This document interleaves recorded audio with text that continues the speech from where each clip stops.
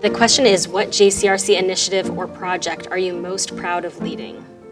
Some of the most challenging experiences at JCRC with community relations always seem to lead to the best outcomes long term. One is the ballot measure in San Francisco that would have made it a criminal offense to perform an infant male circumcision. So this was a measure that was placed on San Francisco's ballot that would have been, that people would have voted on in that November election, and it would have made it a criminal offense, punishable by up to a year in jail and a fine. We were able to form a coalition of over 250 organizations, hundreds of community leaders from every ethnic and faith community. We worked in very close coordination on the lawsuit with the Muslim community.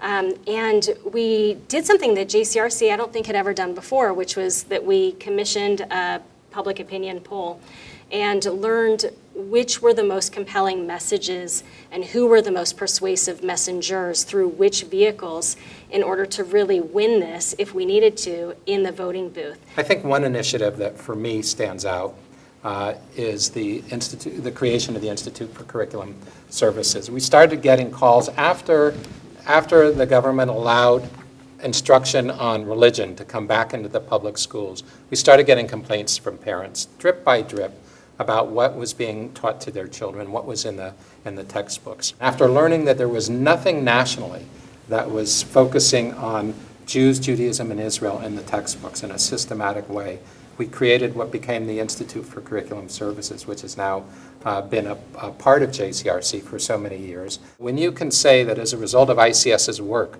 there are more than 20,000 edits that have been made to public school textbooks, affecting what millions of students are learning each year in positive ways about Jews, Judaism, and Israel to make it more accurate. That's tangible, and that's impact. You know, when you said it, Rita, what it made me think of is how many initiatives started at JCRC that now exist in the public and civic domain that the city now, operates or operate in some other realm. So the Intergroup Clearinghouse isn't at the governmental level, but was this nonprofit that you helped to start. The Human Rights Commission of San Francisco, I think Earl helped to start it, and there's always been a Jewish community member who has sat on that. The San Francisco Coalition to End Human Trafficking started right here at JCRC. It was the Jewish Coalition to End Human Trafficking. We made it bigger and bigger, and now it's its own thing. At the beginning of the pandemic, we took out an ad in Tsingtao Daily that basically said, we know how this feels.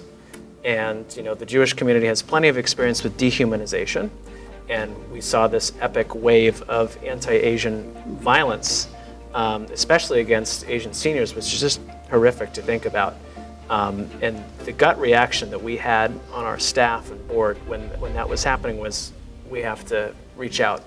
And I was so proud of you for doing that. Absolutely. Thank you. And we developed a plan to bring 12 Jewish and 12 API leaders to New York and DC to study models, to advocate. We advocated with the team at the White House on rising hate crimes against our communities, around immigration. Both of our communities are passionate about immigration and about education. We're all both passionate about education. So we built a joint policy agenda and took it right to the White House together. And there was a lot of power in decision makers hearing that, not just from one community that they're used to hearing things, but in coalition. One of the things I think we never talk about enough at JCRC is the real impact we have on people's lives. It's not just about issues, it's real impact.